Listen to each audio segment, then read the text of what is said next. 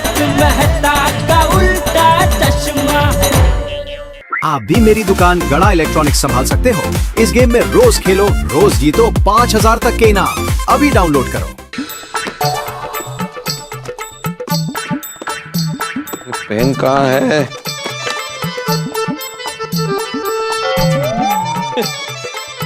कंघियां कैसे आई? इस कंघी को देख के हमारा जमाना याद आ गया। एक जमाना था जब आत्माराम तुम आईने के सामने खड़े रह के 15-15, 20-20 मिनट तक बाल बनाते थे।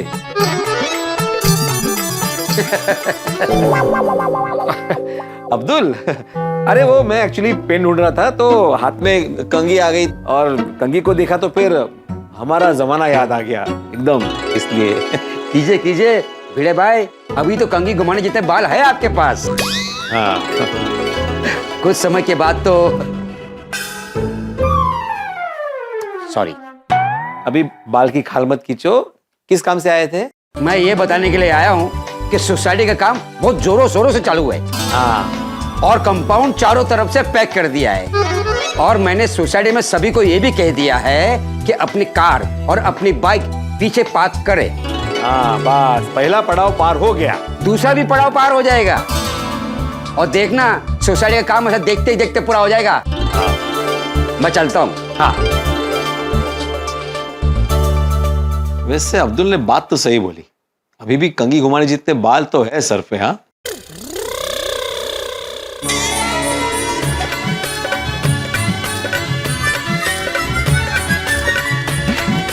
हो क्या नजारा है। आपके जमाने में आपके कितने घने और लंबे बाल थे, मुंबई के लोकल ट्रेन की भीड़ की तरह। हाँ, अभी अलग बात है कि छोटे शहर में बस स्टॉप पे खड़े पैसेंजर की तरह गिने चुने रह गए हैं आपके सर पे। तुम्हें कुछ काम नहीं है आज? नहीं है ना, मुझे बहुत काम है। लेकिन आप बेरोजगार हो गए। मैं बेरोजगार क्यों? वेकेशन की बच्चों को छुट्टी है इसलिए ट्यूशन बंद है, और कंपाउंड में काम चालू है इसलिए सुविचार लिखना भी बंद है। हो गई ना? तुम देखती जाओ माधवी, तुम्हें और गोकुल लव सोसाइटी को पता चल जाएगा कि मैं कैसे सुविचार लिखता हूँ। जहाँ चाह है वहाँ राह। अच्छा, ये सुविचार है? नहीं, ये सुविचार नहीं है, मतलब ये सुविचार है लेकिन ये मैं नहीं लिखने वाला। मैं तुम्हें बताने के लिए बोल रहा था, सिचुएशन समझाने के लिए। चलो भी आ रही हो? नहीं, आपने कहा ना चलो तो। अरे वाह, तो चलो। नहीं मजाक कर रही थी। मैं मजाक नहीं कर रहा हूँ, चलो। नहीं, मुझे बहुत काम है। हो ना? हाँ।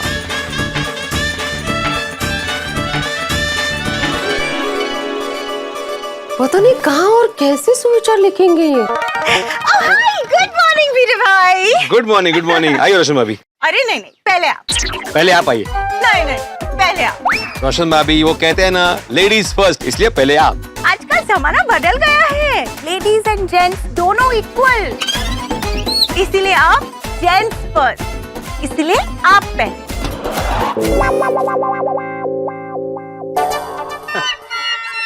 हो गया जेंट्स फर्स्ट, अभी आप आ सकते हैं। ओके। आइए। Okay. Okay, thank you. Okay. खूब घाई होती है।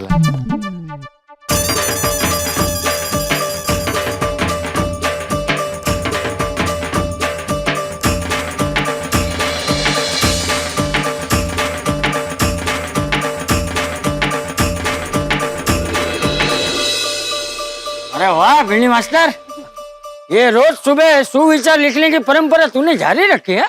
हाँ चाचा जी, और ये परंपरा मैंने अपने बाबा से सीखी है। वो भी शिक्षक थे, हमारी गांव की पाठशाला में वो पढ़ाते थे। वो भी रोज सुविचार लिखते थे। वाह। और पता है बच्चों, जब छुट्टियां होती थी तब भी मेरे पिताजी सुविचार लिखने जाते थे। और छुट्टियों में तो स्कूल बंद होता है, तो सुविचार पढ़ता कौन था? गोगी, स्कूल का सुविचार बोर्ड सड़क पर आते जाते लोग पढ़ सके ऐसी जगह पे था। पर तेनू कैसे पता? तू तब थी?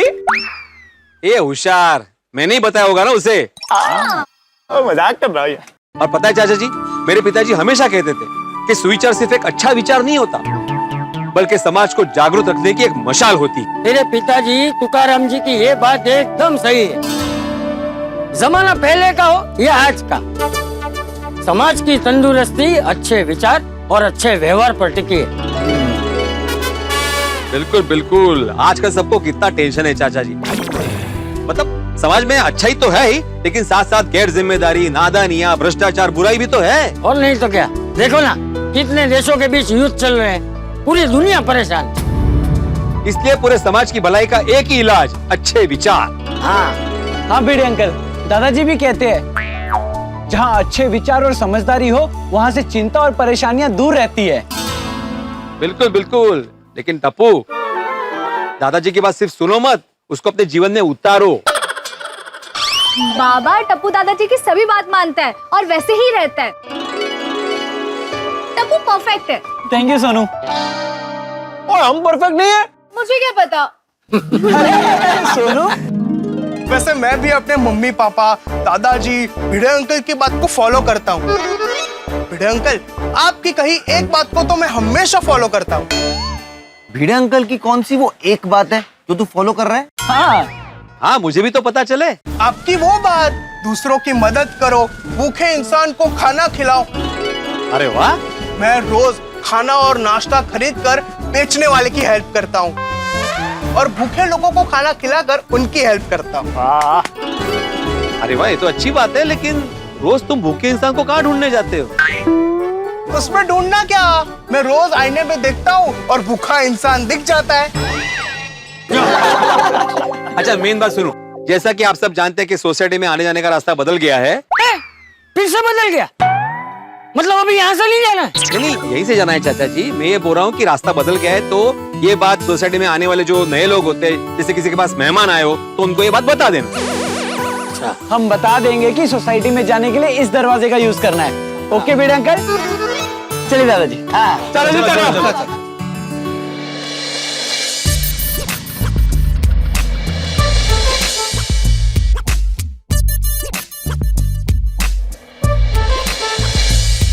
अरे यार, ये सोसाइटी की एंट्री तो बंद है। ये पक्का रीडेवलपमेंट में गई है। अब ये पार्सल वापस ही लेके जाना पड़ेगा। लो, एक और डिलीवरी बॉय मेरी तरह बेवकूफ बनने आ रहा है इधर। और भाई कैसे हो? हा? कैसे हो? मजे में। तुम कैसे हो? अरे हम पार्सल वालों का कहाँ मजा है, पूरे दिन धूप में घूमना पड़ता है। हाँ ये तो है, एक जगह से दूसरी जगह जाना, दूसरी जगह से तीसरी जगह जाना, वो भी इतनी धूप में। और नहीं तो क्या, कुछ लोग पता बराबर नहीं देते, कुछ लोगों के ओटीपी के टाइम पे फोन बंद होते हैं या स्क्रीन टूटा हुआ रहता है। हाँ, कितनी परेशानी होती है नहीं?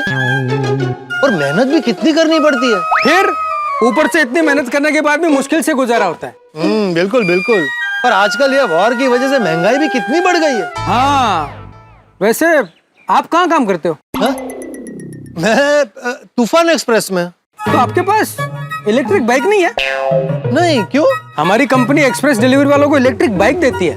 ओ अच्छा अच्छा अच्छा। आपके पास इलेक्ट्रिक बाइक नहीं है तो आप सब जगह जाते कैसे हो? अरे मैं चल के रिक्शा में आता जाता हूँ।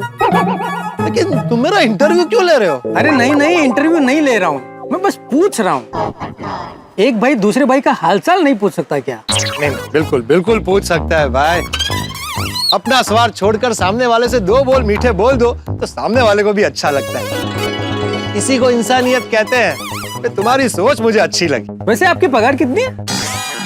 ये कैसा सवाल है? अरे हमारी कंपनी में 18,000 रुपए पगार और डिलीवरी कमीशन अलग से है। अगर आपको तूफान एक्सप्रेस में इससे अच्छी पगार और कमीशन मिलता है तो अच्छी बात है, नहीं तो आप हमारी कंपनी में आ जाओ। वैसे भी हमारी कंपनी में डिलीवरी बॉय की जरूरत है अभी। तो मुझे क्या समझ रहे हो? Delivery boy. आप मेरे जैसे डिलीवरी बॉय हो ना, पार्सल लेके घूम रहे हो हाथ में। मैं डिलीवरी बॉय नहीं हूँ, मैं पत्रकार हूँ, इसी सोसाइटी में रहता हूँ। ओह अच्छा, सॉरी सर, सॉरी। नहीं ठीक है, कभी कभी गलतफहमी हो जाती है। ये आपकी सोसाइटी रीडेवलपमेंट में गई है? नहीं, क्यों? तो फिर ये वो हमारी सोसाइटी में रिनोवेशन का काम चल रहा है। तो अंदर कहाँ से जाना? ये दरवाजा है ना, यहाँ से पीछे का रास्ता है, वहाँ से जाना है। अरे तो ये बाहर वालों को कैसे पता चलेगा कि पीछे के रास्ते से जाना है? ये तो अच्छा हुआ मुझे समय पे आप मिल गए, नहीं तो मैं ये पार्सल लेके वापस चला जाता है। किसका पार्सल है? ये है पत्रकार पोपटलाल का। मैं हूँ पत्रकार पोपटलाल। लाओ मेरा ही है। लाओ। हाँ, मंगवाया था मैंने ये। सर एक ये साइन कर दीजिए। हाँ, लाइट। कहाँ पर? यहाँ। हाँ, ये ले। थैंक यू पत्रकार जी। हाँ। अच्छा हुआ मैं टाइम पर यहाँ आ गया, ना ये तो पार्सल वापस लेकर चला जाता। इसकी बात सही है, सोसाइटी में रिनोवेशन का काम चल रहा है, तो बाहर वालों को कैसे पता चलेगा कि सोसाइटी के अंदर कैसे जाना है? अभी लड़की वाले मुझे देखने यहाँ आते हैं तो वो तो वापस चले जाते हैं ऐसे ही। नहीं भिड़े इतनी बड़ी गलती कैसे कर सकता है?